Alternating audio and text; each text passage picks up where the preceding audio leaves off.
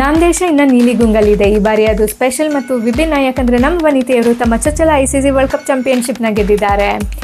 ಈ ಸಂದರ್ಭದಲ್ಲಿ ನಾನು ಅನ್ಕೊತಾ ಇದ್ದೆ ಒಂದು ವಿಷಯದ ಬಗ್ಗೆ ಚರ್ಚೆ ಆಗುತ್ತೆ, ಪ್ರಶಂಸೆ ಸಿಗುತ್ತೆ ಅಂತ. ಆದರೆ ಆಗಲಿಲ್ಲ. ಇರಲಿ, ಇಷ್ಟು ವರ್ಷಗಳ ಕಾಲ ನಮ್ಮ ಮಹಿಳಾ ಕ್ರಿಕೆಟಿಗರು ತಮ್ಮ ಬೆವರು, ಕೌಶಲ್ಯ ಮತ್ತು ಚೈತನ್ಯವನ್ನು ಕ್ರಿಕೆಟ್ಗಾಗಿ ಕೊಡ್ತಾ ಬಂದ್ರೂ ಪುರುಷರಿಗೆ ಸಿಗ್ತಿದ್ದ ಮನ್ನಣೆ ನಮ್ಮ ಮಹಿಳೆಯರಿಗೆ ಸಿಗ್ತಾ ಇರಲಿಲ್ಲ. ಸಂಬಳನೂ ಕೂಡ ತುಂಬ ಕಮ್ಮಿ ಸಿಗ್ತಾಯಿತ್ತು. ಮೂಲಭೂತ ತರಬೇತಿ ಸೌಲಭ್ಯಗಳು ಕೂಡ ಅಷ್ಟಾಗಿರಲಿಲ್ಲ. ಮತ್ತು ಮನ್ನಣೆ ಅಂತೂ ತುಂಬ ದೂರದ ಮಾತಾಗಿತ್ತು. ಅವ್ರ ಕೆಲಸ ಮತ್ತು ಕ್ರಿಕೆಟ್ನ ಸಂಭಾಳಿಸೋಕ್ಕೆ ತುಂಬ ಕಷ್ಟಪಡ್ತಾಯಿದ್ರು. ಅದಾದಮೇಲೆ ಒಂದು ಮಹತ್ವದ ಬದಲಾವಣೆ ಆಗುತ್ತೆ. ಅದೇನೆಂದರೆ 2017ರಲ್ಲಿ ಆಸ್ಟ್ರೇಲಿಯಾ ಒಂದು ಇತಿಹಾಸ ಸೃಷ್ಟಿಸುತ್ತೆ. ತಮ್ಮ ಮಹಿಳಾ ಹಾಗೂ ಪುರುಷ ಕ್ರಿಕೆಟರ್ಗೆ ಸಮಾನ ವೇತನ ನೀಡುತ್ತೆ. ನ್ಯೂಜಿಲೆಂಡ್, ಇಂಗ್ಲೆಂಡ್ ಮತ್ತು ಭಾರತ ಇದನ್ನು ಅನುಸರಿಸುತ್ತೆ. ಇದು ಬರೀ ಸಾಂಕೇತಿಕವಾಗಲ್ಲ, ಇದು ಒಂದು ಮನ್ನಣೆ. ಈ ಮನ್ನಣೆಯಿಂದ ಮಹಿಳಾ ಕ್ರಿಕೆಟ್ನ ಮಹಿಳಾ ಆವೃತ್ತಿ ಅಂತ ಅಲ್ಲ, ಅದು ಕೂಡ ಒಂದು ಕ್ರೀಡೆ ಅನ್ನೋ ಮಾನ್ಯತೆ ಸಿಗುತ್ತೆ. ಕ್ರಿಕೆಟ್ ಬೋರ್ಡ್ಗಳು ತಗೊಳ್ಳೋ ಈ ದಿಟ್ಟ ಮತ್ತು ಅಪೇಕ್ಷಿತ ನಿರ್ಧಾರಗಳಿಂದ ಎಲ್ಲನೂ ಬದಲಾಗುತ್ತೆ.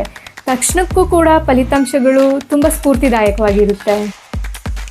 ಹೆಚ್ಚಿನ ಆಟಗಾರ್ತಿಯರು ತರಬೇತಿಗೆ ಪೂರ್ಣ ಸಮಯವನ್ನು ಮೀಸಲಿಟ್ಟರು. ಫಿಟ್ನೆಸ್ ಮಟ್ಟಗಳು ಸುಧಾರಿಸಿತು. ಉತ್ತಮ ತರಬೇತಿ, ಉಪಕರಣ ಮತ್ತು ಸಹಾಯಕ ಸಿಬ್ಬಂದಿಯಿಂದ ಕಾರ್ಯಕ್ಷಮತೆ ಗುಣಮಟ್ಟ ಗಗನಕ್ಕೇರಿತು.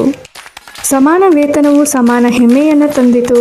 ಆಟಗಾರ್ತಿಯರು ಮಹಿಳಾ ಕ್ರಿಕೆಟಿಗರಾಗಿ ಅಲ್ಲ, ಬದಲಾಗಿ ಕ್ರಿಕೆಟಿಗರಾಗಿ ಮೈದಾನಕ್ಕೆ ಕಾಲಿಡಲು ಪ್ರಾರಂಭಿಸಿದರು. ಆತ್ಮವಿಶ್ವಾಸ ಹೆಚ್ಚಾಯಿತು, ಸ್ಪರ್ಧಾತ್ಮಕತೆ ಚುರುಕಾಯಿತು. ಯಾವಾಗ ನಮ್ಮ ಪ್ರಯತ್ನಕ್ಕೆ ಒಂದೇ ಮೌಲ್ಯ ಸಿಗುತ್ತೋ ಆವಾಗ ನಮ್ಮ ಪ್ರೇರಣೆ ದ್ವಿಗುಣ ಆಗುತ್ತೆ. ಮತ್ತು ಫಲಿತಾಂಶ ಎಲ್ಲರೂ ಕಣ್ಮುಂದೆನೂ ಇದೆ.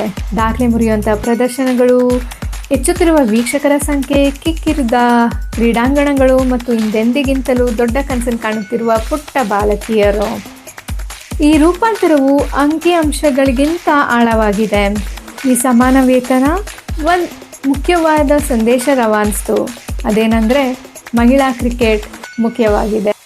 ಸಮಾನ ವೇತನ ಹೊಂದಿರುವ ದೇಶಗಳಲ್ಲಿ ಭಾಗವಹಿಸುವಿಕೆ ದ್ವಿಗುಣಗೊಂಡಿದೆ. ಆಟಗಾರರು ಸುಧಾರಿತ ಮಾನಸಿಕ ಆರೋಗ್ಯ, ಉತ್ತಮ ಕೆಲಸ ಜೀವನ ಸಮತೋಲನ ಮತ್ತು ತಮ್ಮ ಕಲೆಯ ಮೇಲೆ ಸಂಪೂರ್ಣವಾಗಿ ಗಮನ ಹರಿಸುವ ಸಾಮರ್ಥ್ಯವನ್ನು ವರದಿ ಮಾಡಿದ್ದಾರೆ. ಆರ್ಥಿಕ ಅಭದ್ರತೆಯ ಒತ್ತಡ ಹೋಗಿದೆ. ಅರೆಕಾಲಿಕ ಕೆಲಸದ ವ್ಯಾಕುಲತೆ ನಿವಾರಣೆಯಾಗಿದೆ. ಸಮಾನ ವೇತನದಿಂದ ಬರೀ ಆಟಗಾರರ ಉನ್ನತಿ ಮಾತ್ರ ಅಲ್ಲ, ಆಟದ ಉನ್ನತಿ ಕೂಡ ಆಯಿತು. ಮತ್ತು ಇದರಿಂದ ಮಹಿಳಾ ಕ್ರಿಕೆಟರ್ಗೆ ಸಿಗಬೇಕಾಗಿದ್ದ ಗೌರವ, ಮನ್ನಣೆ ಮತ್ತು ನಿರ್ಭಯ ಪ್ರದರ್ಶನ ನೀಡುವ ಶಕ್ತಿ ಬಂತು. ಯಾವಾಗ ನಮ್ಮ ದೃಷ್ಟಿಕೋನ ಸುಧಾರಿಸುತ್ತೋ ಆವಾಗ ಬದಲಾವಣೆ ಉತ್ತಮ ಮತ್ತು ಸುಂದರವಾಗಿರುತ್ತೆ. ಮತ್ತು ಯಾವಾಗ ಆಟದ ಮೈದಾನ ಸಮಾನವಾಗಿರುತ್ತೋ ಆವಾಗ ಆಟ ಕೂಡ ಉತ್ತಮ ಆಗಿರುತ್ತೆ.